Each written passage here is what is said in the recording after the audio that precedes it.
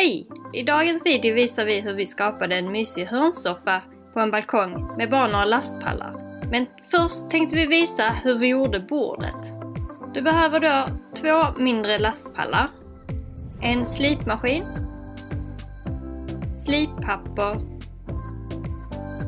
en behållare och något att blanda med, trälim, hjul och skruvar,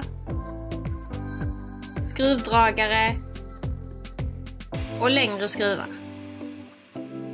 Börja med att slipa ovansidan av den finaste pallen lite grovt. Du kan sedan blanda ihop lim och sågspånen till en pasta som du kan fylla hålen på träytan med. Eller så kan du bara använda vanligt spackel istället. Eller så struntar du i det steget om du inte bryr dig om det är lite hål på bordet.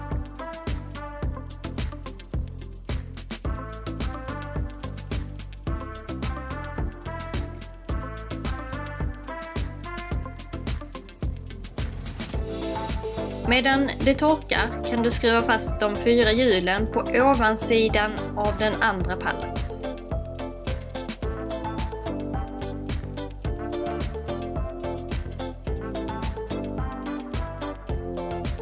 Vänd sedan den pallen så att den står på hjulen och sprid lim på de 2 ytorna som var benen för pallen innan. Placera sedan den pallen du slipat innan ovanpå denna pallen som du ser oss göra här.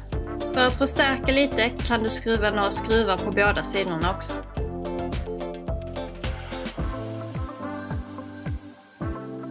Sen kan du då sanda hela bordsytan. Börja med ett grovt sandpapper och arbeta dig sedan uppåt tills du är nöjd med ytans jämnhet.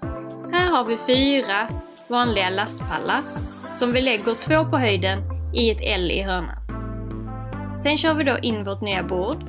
Här har vi 2 dynor som vi har köpt på Bauhaus som är till för att ha på pallar så de passar perfekt för det här.